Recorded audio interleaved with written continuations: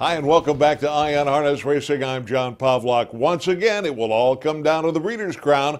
The sport's top performers will descend on Woodbine Racetrack this coming weekend for the eliminations, and the survivors will then battle in the Breeders' Crown Finals on October 27th.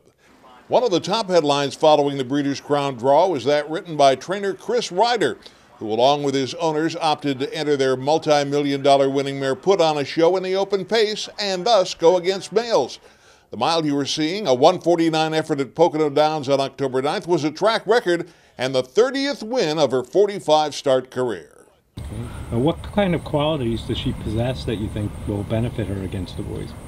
Well, she can follow any amount of speed that they want to throw at her. You know, we saw that on Hambo Day. They got down there on 120 and she was looking for a racetrack. Obviously, you need to be in the right spot to beat the boys. And it's kind of hard to describe. I've never been in this situation. It's a little bit surreal. But it just comes back to the horse and whether she's capable or not. And you know, you really find out when they race. But you know, we know it's rolling the dice. But you know, if you don't take a shot at things, sometimes, you know, there's no way it's going to happen if you don't try. Market share winner of the Hamiltonian and Canadian Trotting Classic will carry the hopes of trainer Linda Toscano into the crown. She also took time to talk with Ken Weingartner before departing for Toronto. It is really a remarkable story and shows, you know, you never know where a great horse is going to come from or how a horse is going to mature from year to year or develop during a year. It's a classic example of why you give every horse a chance and why what can happen when a horse gets brave, because this horse was a nice horse and he's turned into a real good horse. What did you think of his race at the Red Mile? I was amazed by it. Not necessarily that he won, because but at the time and the way he did it, I mean, I didn't think he had that kind of a mile in him. So I was real tickled with him. And you know, heading up to the Breeders' Crown, you feel good about where you stand right now? Yeah, he likes this time of year. He's fresh this time of year. He seems not to have been too bothered by the stress of an entire season. I'm hoping he's a fresh horse going into the Breeders' Crown. In Chapter 7. He amazes me from the beginning. I mean, that what he's overcome to get to where he is, and now the fact that he's been able to keep his level of fitness and sharpness and all that stuff. He's really a good horse.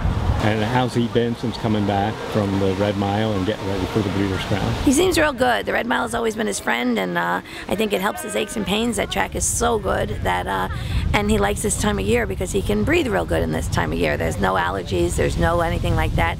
So this, when the air gets crisp, he gets fresh. Is that something that's exciting to see, like a Commander Crow come over here and go head to head? I think it's awesome. I think it's great for the business. I think it's great for the sport that we love, and I think that if we could do more of it, you know, the world's a smaller place right now with the transportation and the internet and everything like that.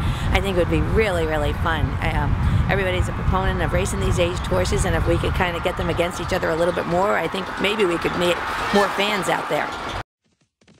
Looking for a fun and easy way to learn more about standardbred racing? Harness Night School, Thursday nights. Enjoy access and learn the game from top racing insiders via chat and video. Miss a class? Read the archive. Harness Night School, Thursday nights. Let's get rolling. Trainer Tony Alanya, in the midst of a great year, will send a total of 10 horses to the crown, including budding superstar and two-time USTA Horse of the Month, Captain Treacherous. Alanya recently spoke with our Ken Weingartner to talk about his assault on the crown.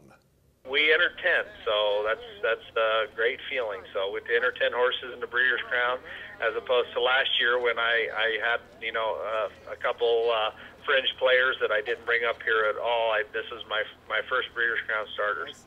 Another of your big stars, Captain Treacherous. His last start at Lexington, you know, he won the photo, and he didn't have his usual kick on the end of it like he normally does. So we did an endoscopic examination after the race, and he showed 3 out of 10 scale mucus. So we treated him for that, and his blood work also showed that he had a viral shift and a white count of 11, which was definitely a very high range So he was definitely fighting off a bug the last week of the meet, and you know, he seems to have fought that. His blood work's in normal range. Scoped clean yesterday after training, so you know, we're optimistic that, you know, he's back to his old self. Emeritus Maximus is a colt that probably hasn't gotten the recognition he deserves, but some of that's been his own fault. I mean, he made a break in the Metro elimination when he was sitting in the spot to make the final, and we made some changes to him when he left Canada, and we were very happy how he raced the first week in the Bluegrass. So, you know, we made the decision to bring him up as well. My MVP, talking about him, how is he heading into his elimination on Saturday? I think he's coming into the elimination very well. We trained him today, actually, at Classy Lane up in Ontario, is where we base at when we're up here in Toronto. And he was very fresh, very good, and really happy with how he's coming into the race. When winning one race does good for a horse, you can imagine what winning two races on the same day can do for one. And like, he just felt like a different animal when he hit the track the first time back. One of the other busy trainers this coming weekend will be Jonas Cernyson, who will send 6 to the post in the Breeders' Crown eliminations. Here is one of his trainees, a mystery woman winning a division of the International Stallion Stakes at the Red Mile on October 4th. Cerneesen also took time to speak with our Ken Weingartner about what he hopes will be a busy and profitable weekend. With Hot Shot Blue Chip, you know, had those 2 nice stakes wins for you, raced well at the Red Mile. How do you feel about him going up to the Breeders' Crown? I feel pretty happy about him. Last race there at the Red Mile, he didn't race as good as he has been, so we pulled a couple of blood on him and checked him out, and he actually did tie up in that race, so I kind of like to throw that race out. But other than that, lately here, he's been coming along pretty nice, and Corey and him seems to get along good, so hope for some luck in there.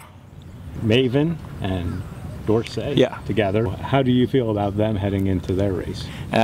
Dorsey raced a tremendously good race out at the Red Mile. I mean, she was in the second heat of the Philly for 30. She was parked every step of the way and hung on for third, and I mean, just kept going. I mean, so she really impressed me there. She did very good, and Maven, she came out of the race in Lexington very good, so I'm hoping that she should be back on her full game up in Canada.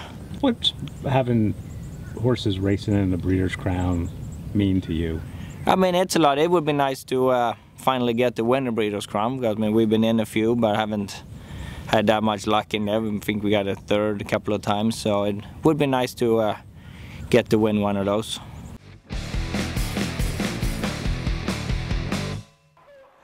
Michael's Power was on top of the racing world less than a month ago when he swept a victory in the Little Brown Jug.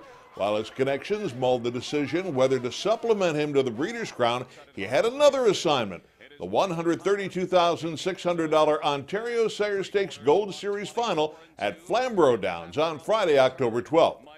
But a funny thing happened on the way to the Crown. Michael's Power led the way at Flamborough, turning into the stretch, before Mel Mara and driver Tim Tetrick came through the passing lane to score a narrow 151-4 victory. Mel Mara flying up the inside. Michael's Power. Mel Mara wins it. Despite the loss, the owners of Michael's Power, Intimidate, and Rebecca Bayama each put up $62,500 to supplement to the Breeders' Crown. You can now follow their exploits and learn all that's worth knowing by visiting the USTA's Special Breeders' Crown webpage, the best place to learn about all things Breeders' Crown.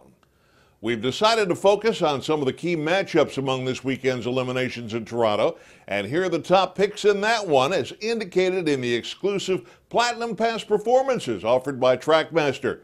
Power Ratings. It's another way to put yourself in the pari-mutuel winner's circle exclusively at Trackmaster. Harness handicappers, this one's for you. Trackmaster Harness Pro is the most unique and powerful handicapping tool dedicated to harness racing on the market today. It's a combination of all the features found in sophisticated handicapping software, all conveniently presented as a web-based, all-in-one handicapping utility. The only product you'll ever need. Trackmaster Harness Pro has these exclusive features: top performers, graphs, power ratings, sortable statistics, PDF race programs included. Trackmaster is your complete source for harness racing information. Trackmaster Harness Pro for the serious player. That's it for this week. Next week, we'll have Ken Weingartner's post-race reports from the Breeders' Crown eliminations at Woodbine as we take one step closer to the Breeders' Crown finals. Join us next week for another edition of Eye on Harness Racing.